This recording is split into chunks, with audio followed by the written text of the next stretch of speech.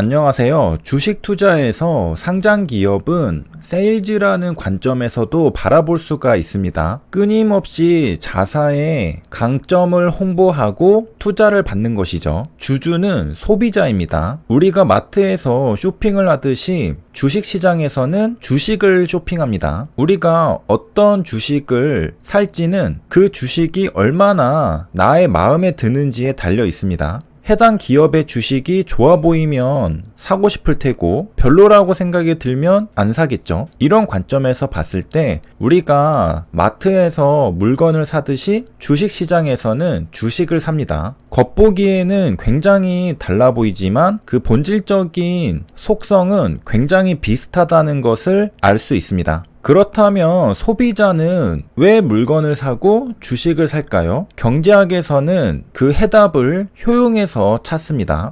소비자는 자신의 만족을 극대화한다는 것이죠. 내가 마트에서 물건을 사는 것은 그 물건이 나에게 기쁨을 가져다 줄 거라고 믿기 때문입니다. 마찬가지로 주식시장에서 그 주식을 사는 이유도 나에게 기쁨을 가져다 줄 거라고 예상하기 때문입니다. 마트의 물건은 실질적으로 내가 사용하면서 또는 내가 섭취하면서 기쁨을 느끼는 거라면 주식시장의 주식은 미래에 현금을 가져다 줄 거라는 기대감이 있는 것이죠. 둘 다 효용을 가져다 준다는 것입니다. 그리고 소비자는 자신의 효용을 극대화하는 선택을 하게 됩니다. 마트에 들어가서 한번 둘러보면 굉장히 많은 제품들이 예쁜 포장지에 쌓여서 나를 구매해 달라고 유혹합니다. 마찬가지로 주식시장에서도 많은 기업들이 자사의 강점을 홍보하면서 투자자들을 유혹하죠. 하지만 합리적이고 이성적인 소비자는 아무거나 사지 않죠. 왜냐?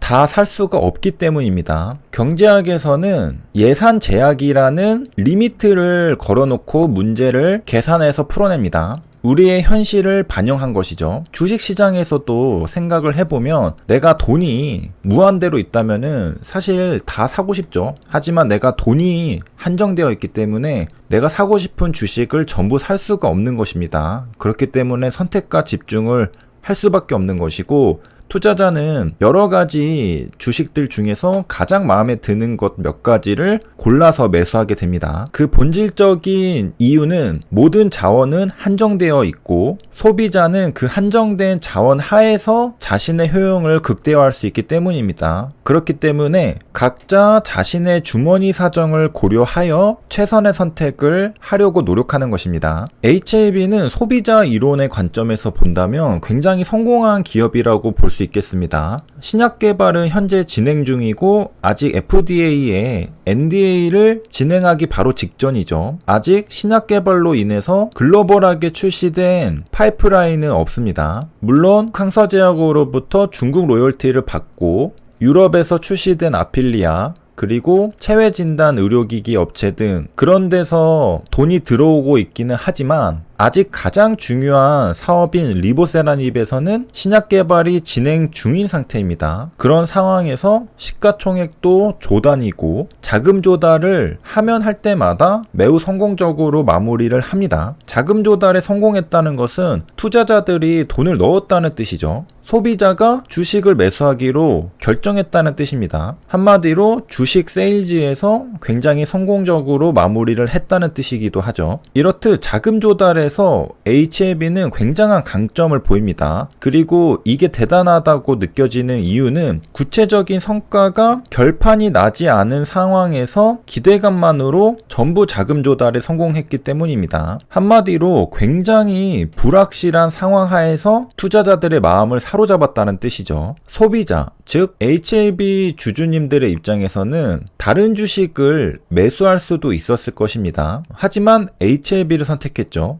여기 소비자 이론의 요점을 한번 읽어보면요. 소비자는 구입 가능한 것 중 가장 좋아하는 것을 선택한다. 예산이 제약되어 있기 때문에 가장 합리적인 선택은 일단 최우선적으로 내가 가장 좋아하는 것부터 구입을 한다는 거죠. 현재 HLB 주주님들의 숫자가 14만 명인가 10만 명은 확실히 넘어가는 것으로 알고 있습니다. 굉장히 많은 주주님들이 계시죠. 그리고 오세훈 서울시장도 주주로 거쳐갔고 최근에는 소지섭 배우도 HLB 그룹에 투자를 했습니다. 정치인, 연예인 등등 굉장히 많은 사람들이 HLB 주식을 쇼핑했다는 것이죠. 그만큼 매력적인 기업이었다는 뜻이기도 합니다. 그리고 굉장히 매력적이기 때문에 그만큼 기대감도 컸겠죠. 하지만 기대감이 크면 실망도 큰 법. 내가 생각했던 그 기대치만큼 충족이 안 되면 그게 애증으로 바뀝니다. 그래서 HLB는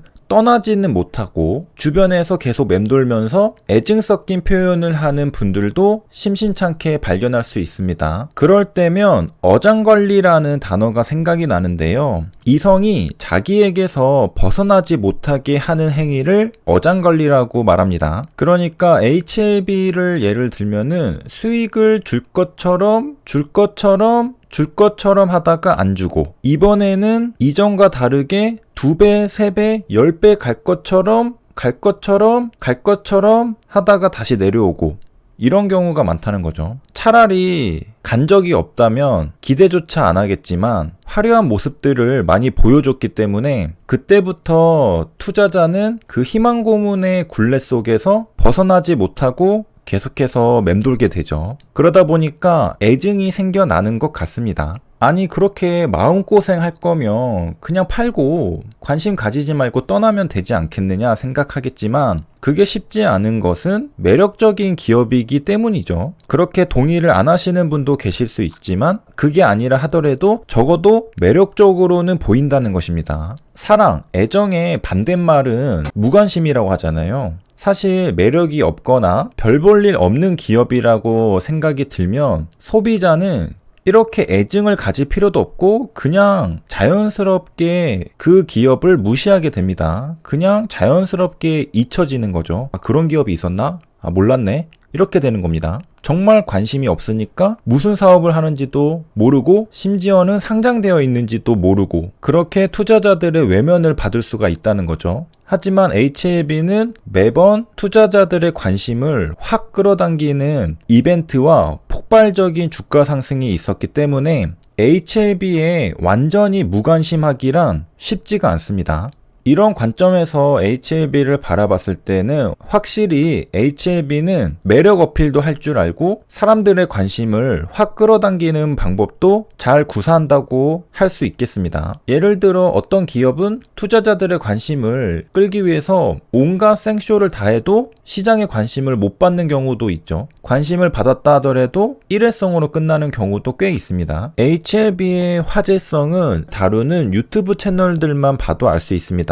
굉장히 많죠. 수요가 있는 곳에 공급이 있기 때문입니다. 사실 아무도 안 보면 그런 영상들도 안 올라오겠죠. 보는 사람이 있으니까 올라오게 되는 것입니다. 당장에 저 같은 경우에도 이렇게 시청해주시는 구독자님들이 없었으면 이렇게 열정적으로 지금까지 해올 수 있었을까? 그런 생각을 하거든요. 그만큼 관심을 가지는 사람들이 많다는 증거입니다. 그리고 사람들의 관심이 많다 보면 이 얘기 저 얘기 굉장히 많은 의견들이 나올 수가 있죠. 회사를 전적으로 믿고 신뢰하는 사람, 회사를 완전히 불신하고 비판하는 사람, 양극단에 있는 사람들 뿐만 아니라 중립에서 이런 가능성, 저런 가능성을 얘기하는 사람 등등 굉장히 많은 넓은 스펙트럼의 다양한 사람들이 존재하게 됩니다. 그러니까 거기에서 또 이슈들이 재생산되면서 화제성을 더욱 증폭시키고 그런 것도 있는 것 같습니다.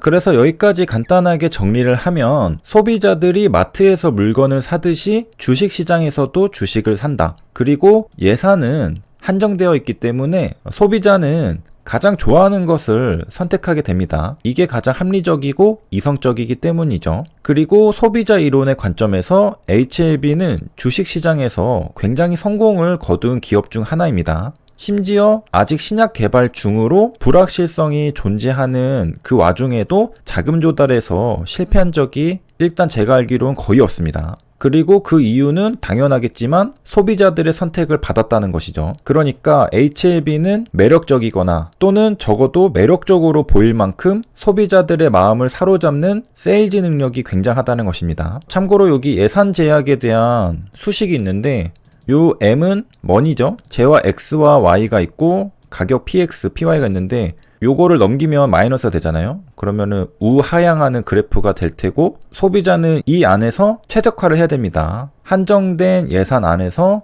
효용을 극대화하는 것이죠. 여기 내려가서 보면은 feasible이라는 말이 있고 infeasible이라는 말이 있는데, 실행 가능 상품 묶음, 실행 불가능 상품 묶음, 그 우하향하는 그래프 안쪽에서 선택할 수 있는 거잖아요. 왜냐면은 내가 가진 돈보다 더 많이 소비할 수는 없기 때문이죠. 그렇기 때문에 등호가 이렇게 표시된 것이 바로 feasible한 실행 가능한 상품 묶음이고요. 내 주머니에 있는 돈으로 살 수 있는 예산이라는 거죠. 내 주머니에 있는 돈보다 많은 거는 실제로 구매가 불가능하죠. 없는 돈을 어디서 가져올 수는 없잖아요. 그래서 이것은 infeasible 상품 묶음입니다. 실행 불가능 상품 묶음. 그래서 우리가 여기 수식만 따라가도 어느 정도 이해를 해볼 수가 있겠습니다. 그냥 보이길래 한번 설명을 시도해 본 것이고요. 이번 영상의 주제는 세일즈였습니다. 세일즈는 내가 팔고 싶다고 파는 게 아니죠. 팔려야 되는 겁니다. 소비자가 선택을 해줘야 팔리는 거죠. 그래서 여기 멋있는 말이 하나 있는데, 팔고자 하는 자 팔지 못할 것이다. 이 문장을 보자마자 떠오른 것은 진양고 회장이 400억 원을 투척했을 때가 생각이 나네요. 돈을 쫓는 자, 돈을 벌지 못할 것이다. 이런 것과 좀 비슷하죠. 경영진의 판단 미스로 회사에 손실이 발생했을 때 자신의 재산을 즉시 내놓을 수 있는 사람이라는 것을 보여준 거잖아요. 저는 HLB를 평가할 때 중요하게 생각하는 어떤 이벤트들이 있는데, 그 중에 하나도 요겁니다. 어떤 위기가 왔을 때 그 사람의 진정한 가치를 느낄 수가 있잖아요. 만약에 HLB가 부도덕한 행태들을 보여왔다면 평가가 달라졌을 겁니다. 아마 HLB 주주님들 중에서는 저와 비슷하게 생각하시는 분들이 많을 거라 생각이 드는데요. HLB는 적어도 제가 경험한 사건들에서는 오너가 자신의 재산에 욕심을 부린 적이 없었습니다. 옵티머스 때도 400억 원을 내놓고 216 때도 저점에서 주식이 털렸지만 주주님들을 위해서 무상증자로 주가 부양을 시도했죠. 그런 것들을 보면은 굉장히 장기적인 그림을 그리는 듯한 모습이고, 언제든지 즉시 자신의 재산상 손해는 감수할 수 있는 모습을 보여줬습니다. 이런 모습들이 있었기 때문에 HLB를 신뢰하게 되는 거죠. 이런 게 만약에 없었다면은 아마 온전히 신뢰하기는 어렵지 않았을까. 위기 때마다 진양고 회장이 보여준 모습들은 자신의 이득보다는 책임을 지고 회사와 주주님들을 위하는 모습들을 보여줬었다는 겁니다. 그런 관점에서 보면은 이런 문구와도 굉장히 맥을 같이 한다는 것을 알 수 있습니다. 만약에 진양고 회장이 내 재산 증식에만 집중하는 인물이었다면 아마 이렇게까지 HLB가 세일즈를 잘할 수는 없지 않았을까? 자신의 것을 내려놓으니까 오히려 더 채워지는 듯한 모습입니다. 이렇게 또 말하고 나니까 굉장히 극찬한 것처럼 보여질 수가 있는데, 그냥 원래 제 성격이 좋은 말을 할 때는 또 한없이 극찬을 하는 성격이라서 그렇다고 이해를 해주셨으면 좋겠습니다. 어쨌든 저는 가장 큰 충격으로 다가왔던 게 그 옵티머스 때 400억 원을 곧장 투척한 거. 그때 알 수 없는 비범함을 느꼈습니다. 그때는 제가 확실히 일반인과는 다르다는 느낌을 받았죠. 아무리 감정이입을 해도 결코 쉬운 일은 아닙니다. 이거를 할 수 있는 사람이 얼마나 될까? 그때부터 가끔 시간 날 때마다 생각을 해보거든요. 며칠 걸려서 계산기를 다 두드려 본 다음에 하는 게 아니라 사건이 터지자마자 그냥 곧바로 내놨습니다. 그거는 계산기를 두드리고 하는 게 아니거든요. 평소에 가지고 있던 가치관에서 곧장 나오는 행동이기 때문에 그때 굉장히 놀랬던 기억이 있습니다. 이 블로그 내용이 좋은데요. 조금 읽어보면요. 세일즈에 뛰어난 사람과 그렇지 못한 사람의 차이는 여기에 있다. 세일즈란 파는 일이 아니라 팔리는 일이다. 뛰어난 사람들은 팔려야 한다고 생각한다. 뛰어나지 못한 사람들은 자신이 팔 수 있다고 생각한다. 그래서 많은 사람들이 나는 잘 판다고 말한다. 이번 달에 많이 팔았다고 자랑한다. 이것은 스스로 팔았다고 생각하기 때문에 영업은 파는 일이라고 생각하기 쉽다. 그런데 아주 잘못된 생각이다. 그래서 옆 직원에게 자랑하듯 말한다고 하죠. 오늘 2대 팔아치웠어. 내가 상담하니까 그냥 넘어가지 뭐야. 적당히 할인 좀 해주고 쉽게 해결했어. 껌이지 뭐. 이렇게 자랑을 한다고 하죠. 만약에 이러한 사실을 고객이 우연히 엿들었다고 하면 고객의 반응은 어떨까? 매우 기분이 나쁠 것이다. 고객은 직원에게 달려가 이렇게 말할지도 모른다. 이봐요, 당신 착각하고 있군. 당신이 나한테 판 줄 알아? 내가 당신을 골라준 거야. 다른 영업 직원 엄청 만나봤어. 사람 괜찮은 줄 알고 조금 비싼데도 계약해줬는데 뭐라고? 대충 팔아치웠다고? 지금 해약해줘. 당신한테 안 살 거야. 고객은 직원이 나한테 팔았다고 생각하지 않는다. 직원이 고객에게 계약서에 서명하도록 만든 것이 아니다. 결정하는 것은 늘 고객이다. 고객은 그 직원이 최선을 다했다고 믿기 때문에 선택해 준 것이다. 그 고객은 경쟁 직원들을 뒤로하고 그 직원을 선택해 준 것이다. 물건을 파는 마트나 주식 투자를 받는 기업이나 모두 고객의 결정을 받는 것뿐이다. 그래서 세일즈는 파는 것이 아니라 고객에게 선택받는 것입니다. 세일즈는 파는 일이 아니라 팔리는 일입니다. 그렇다면 고객은 왜 나를 선택해 줬을까? 세일즈는 최선을 다한 결과로서 얻어진다. 고객이 알아주는 거죠. 결국 뛰어난 세일즈는 요행으로 되는 것이 아니라 이런 피라미드처럼 탄탄한 기초 위에서 전공법으로 최선을 다할 때 세일즈가 일어난다는 것을 기억해야 됩니다. 사람들은 눈치가 빠르기 때문에 제대로 된 사람, 제대로 된 기업이 아니라면 거들떠보지를 않습니다. 편법을 사용해서는 선택받기가 쉽지 않다는 것이죠. 사람들에게 진심을 보여주고 최선을 다했을 때 그때 고객은 그 마음을 알아주고 선택을 해주는 것입니다. 자, 이렇게 해서 이번 영상도 마무리를 해야 될 것 같은데요. 얼마 전에 선낭한 부작용과 램바티닙 등 임상시험 논문을 한번 공부했기 때문에 이렇게 쉬어가는 느낌으로도 영상을 찍어보았습니다. 맨날 어려운 것만 하면 머리가 아프죠. 이상으로 세 줄 요약입니다. 마트와 주식시장은 겉으로는 달라 보이지만 본질적으로는 굉장히 유사합니다. 소비자는 마트에서 물건을 삽니다. 또한 소비자는 주식시장에서 주식을 삽니다. 그리고 우리가 곰곰이 생각해 봐야 할 점이 하나 있었는데요. 바로 세일즈는 파는 것이 아니라 팔리는 것이다. 도움이 되셨길 바라며 여기까지 시청해 주셔서 감사합니다.